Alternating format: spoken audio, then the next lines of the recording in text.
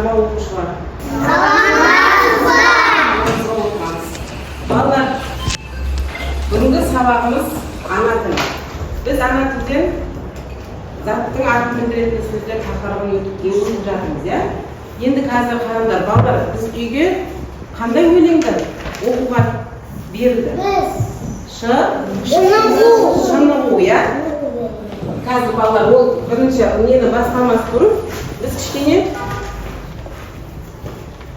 қайталап алайық, иә? Біз бақытты баламыз деп психологиялық ақылын алайық, орнымыздан тұрамыз бәріміз. Біз бақытты баламыз, бірге ғана қаламыз, болашаққа қалдырып, ондай аулақ санамыз, мақсатымыз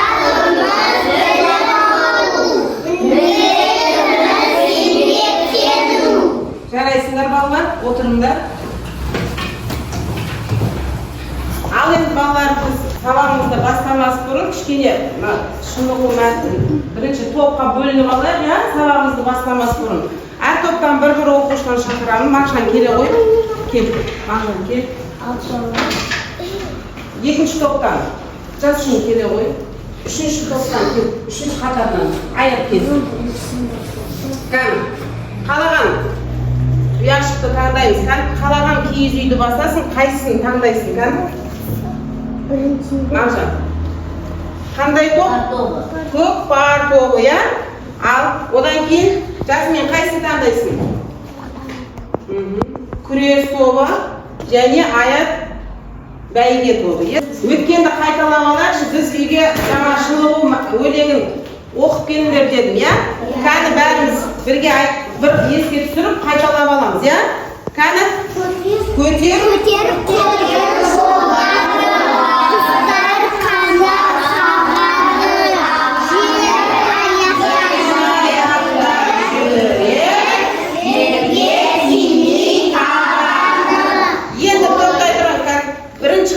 бәріміз бірге айтып қоя, енді бірінші қатар арғаны жалғастырады, кәні бойың бірге айтамыз.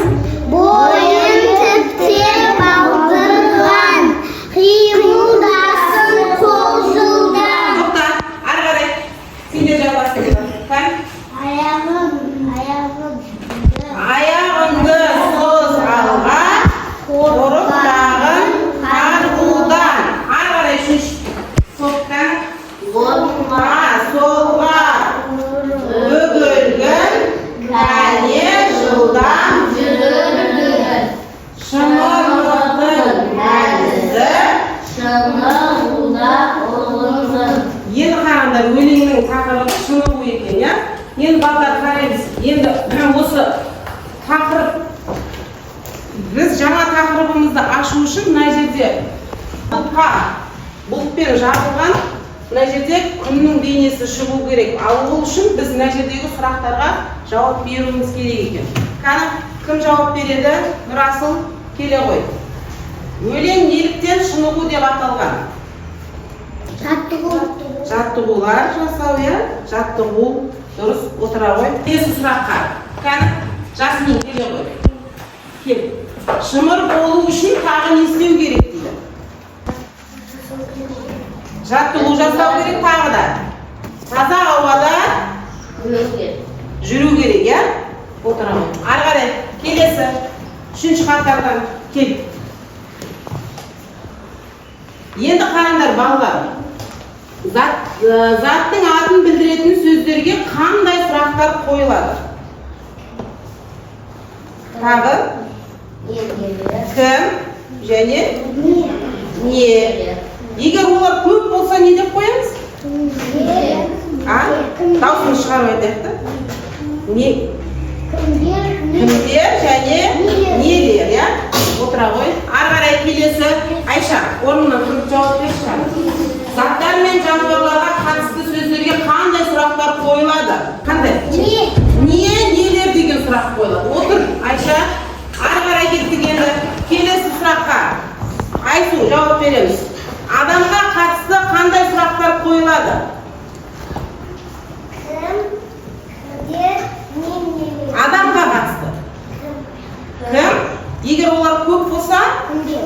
кім дер дейміз, отыра қой. Енді балалар қараңдар, бүгінгі біздің тақырыбымыз теңге алу ойыны дейді. Теңге алу ойыны. Жаңа сабағымыз. Енді оқу бағдарламасына сәйкес оқыту мақсаты. Оқу түрлерін тұтас оқу, мәнерлеп оқу, түсініп оқу, қолдану. Мұғалімнің қолдауымен мәтіннің сюжетті, суреттің мазмұны бойынша сұрақ қою, сұраққа жауап беру, айтылуы мен жазылуы бірдей сөздерді көшіріп, және есту, есте сақтау арқылы жазу. Бүгінгі сабағымыздың мақсаты сюжетті, суреттің мазмұны бойынша қойылған сұрақтарға жауап беріп үйренеміз. Балалар, мына суретке назар аударыңыз. Бұл суретте сәйгүлікке бөлініп алған ол балалармен бөлшектенген қазақ халқының ойындары. Бұл жерде жаңағы бәйге ойыны, қыз ойыны, көкпар және алдаспақ ойындары берілген. Сонымен балалар, бүгін сендермен теңге алу ойыны жайында таныспақпыз. Теңге алу ойыны. Енді жаңа бірнеше ойын түрлері көрсетілді ғой, бәйге, одан кейін қыз қуу, одан кейін теңге алу және көкпар. Енді балалар қарайды. Оқулықтан өзіміздің тақырыбымызды ашып, теңге алу мәтініне саусағымызды қойып жүргізіп отырамыз. Әрі тыңдаймыз, әрі жүргізіп отырамыз. Теңге алу ат спортына жататын ұлттық ойындардың бірі. Теңге алу ойыны тегіс жерде өткізіледі. Ойынға ересек адамдар ғана қатысады. Тегіс жерге шүберекке түйілген теңге тасталады. Ойыншылар атпен шауып келе жатып жердегі теңгені іліп әкетеді. Теңгені ат үстінен еңкейіп алған адам жеңімпаз атанады. Ол жүлде алады. Қалай түсінікті ма балалар? Мен түсіндіріп кетейін. Теңге алу ойыны қазақтың ұлттық ойындарының бірі, спорттық ойындардың түріне жатады. Ал ол теңге алу ойыны тегіс жерде өткізіледі. Тегіс жерде өткізіледі және оған тек қана ересек адамдар ғана қатысады.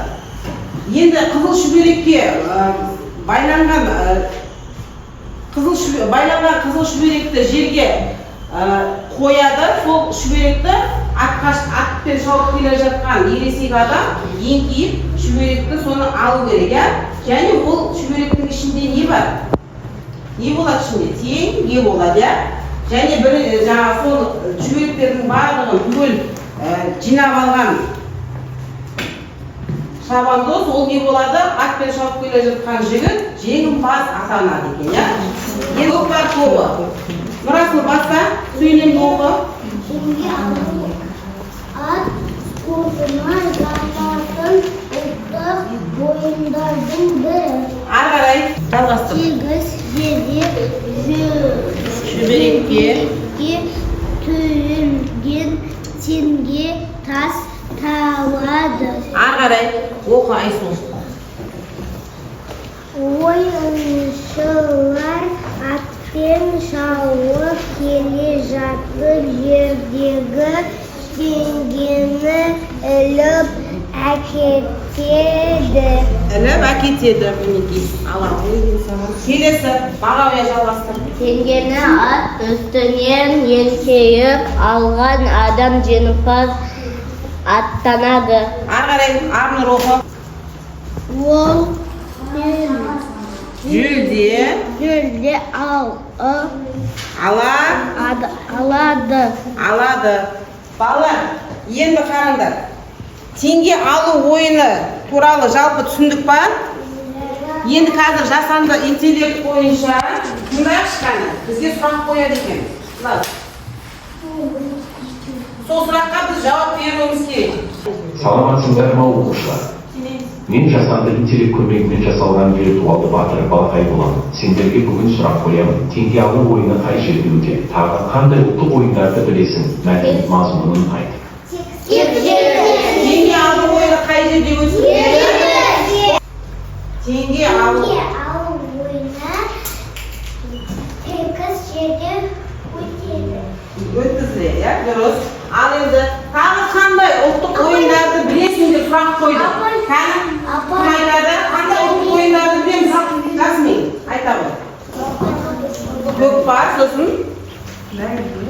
Бәйге, тағы да Апа, мен. қыз қуу, иә? Апа, мен. Теңге алу ойыны қалай ойналады? Айтып берші. Теңге алу ойыны қалай ойналады? Тегіштерде ойналады. Оны қандай адамдар ойнайды? Ересек адам. Ересек адамдар ойнайды. Тағы да ол ойынның ерекшелігі неде? Қалай ойналады? Атпен. Иә. Атпен салып келіп, еңгейіп. Нені алу керек? Шүберекті алып. Қызыл шүберекті алу. Оның ішінде не бар? Теңге. Мынау сияқты теңгелер бар, иә? Ал сол шүберектің бәрін түгел көтеріп, еңкейіп алған адам кім атанады ол кезде? Жеңімпаз атанады. Жеңімпаз атанады, иә? Сөйтіп бәйге алады. Ал дұрыс. Балалар, мынандай нелерді жинап отырамыз. Қазір соңында әр топ қанша мынандай тиынға ие болып соны санаймыз. Түсінікті ма? Балалар, енді біз бүгін сабағымыздың ана тілі дәптерін ашайық. Ана тілі дәптерін ашамыз. Бүгінгі сабағымыздың тақырыбын жазамыз. Заттың атын білдіретін сөздер.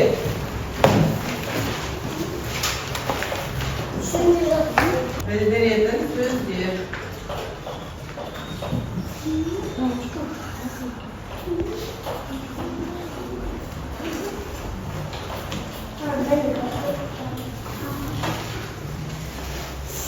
Бірінші жаттығуда біз жаңағы теңге алу ойыны туралы мәтінді оқыдық, иә?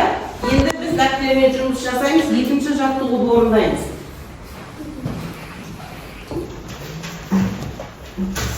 Екінші жаттығуды орындаймыз. Екінші жаттығудың тапсырмасын оқимыз. Екінші жаттығудың тапсырмасын. Айсұлтан оқи қойшы. Орны ауыстырылып берілген сөздерден сөйлем құрап жаз.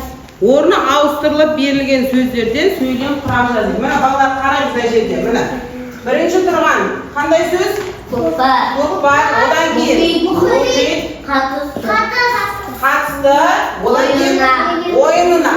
Бұл жердегі сөздер не істеген? Орны ауысып кеткен, иә? Енді осыны кім дұрыстап орнына қояды, да? Кім дұрыстап қояды? Маған әкелді.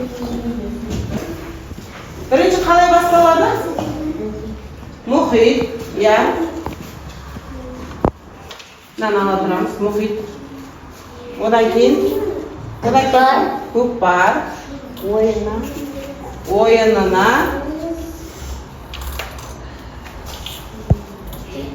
Қатысты. Енді осы сөйлемді жазамыз. Ана борда ал тақтаға жазамыз. Дәптерімізге жазамыз. Келесі екінші сөйлемді кел Жанар.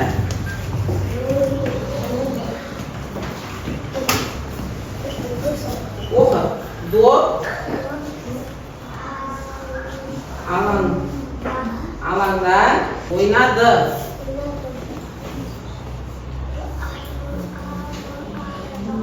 Балалар, сонда қалай құраймыз енді? Доп, алаңда ойнады балалар дейді. Бірінші қай сөз тұрады? Сөйтіп, төбесіне қойыңыз, балалар, одан кейін. Не істеді? Қай сөзді аламыз? Доп, алаңда ойнады. Алаңда, алаңда. Сосын, алаңда. Жылдам.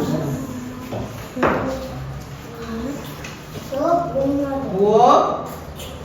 Енді ең соңында ойнады. Сөйлемді жаз бізде. Екінші бетке тұрғаныз.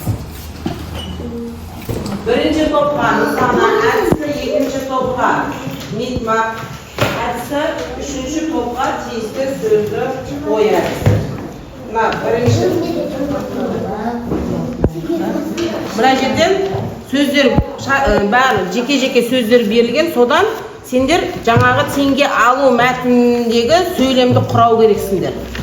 Қандай сөйлем шығады? Клеймен жабыстырамыз. Мына жерде бізде үшінші жаттығу тұр ғой балаларым, қараңдар. Тұрма, осы жерде керекті сөзді қойып жабыстыруларың керек. Түсінікті ма? Мына артында несі бар, липучкасы бар. Сонымен жабыстырасыңдар. Түсінікті ма? Қай сөз топпен орындаймыз, бәріміз бірге орындаймыз. Мына топ, мына екі топ жұмыстарын орындай берсін. Сендер барлығын мына жаққа келіңдер, келіңіз.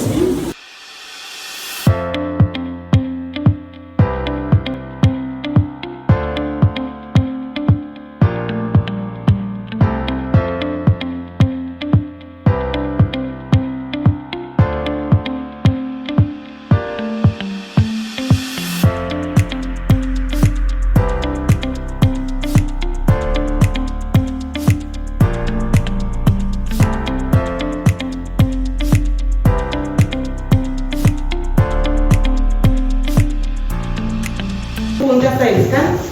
Орнымыздан тұрамыз, түгел, Мағжан. Орнымыздан тұрамыз, кәді.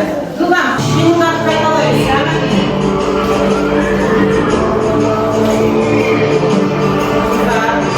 Енді жігіттер, иықтармен кәді.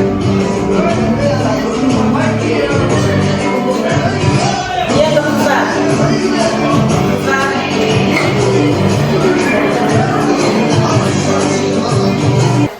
Келесі, Жандарбек сен. Келесі, аяқ кел. Мына, мына жаққа тұрамыз, қан. Кел, мына жерге тұрыңдар. Біз жаңа сенге алу ойынын не дедік? Ат спортына жататын ойынын бір дедік, я? Енді оны ойынның ерекшелігі неде? Қызыл шүберектегі теңгені алу керек, я? Мына балалар, мына жерде қызыл шүберекте мынау жатыр мына. Ішінде сендерге бір сыйлық бар. Сыйы. Енді балалар, ана жердегі әріптерді көріп тұрмыз ба? Біз әліппе кезеңінде өттік, я? Енді осы суреттегі сөздерді сол әріптерден құраңдар енді. Тақтаға. Неше дыбыс бар бұл жерде? Қандай? Дауысты нешеу? Дауысты 2, дауысты 2. Буынға бұш ма? Неше буын? 2 буын, я? Отыр. Неше дыбыс? 2 дыбыс. Қандай дыбыс? Дауысты. Қандай дыбыс? Дауыссыз. Теңге алу және басқа да ойындарды айтып жатырмыз. Сендерге мына жұптық жұмыс беремін. Екеуімен екі оқушыдан бірігіп орындайсыңдар.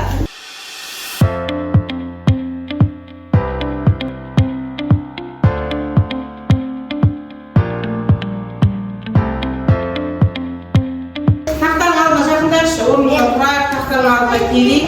Жазып тұрған домбыра, сабақ ұнады, бәрі түсінді.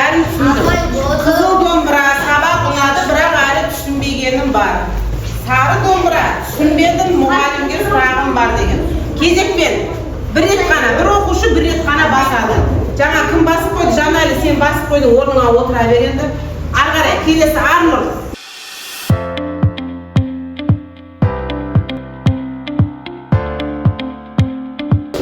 Үйде тапсырма, теңге алу мәтінін оқып, мазмұнын айтып келеміз. Түсінікті ма? Үйге берілетін тапсырма.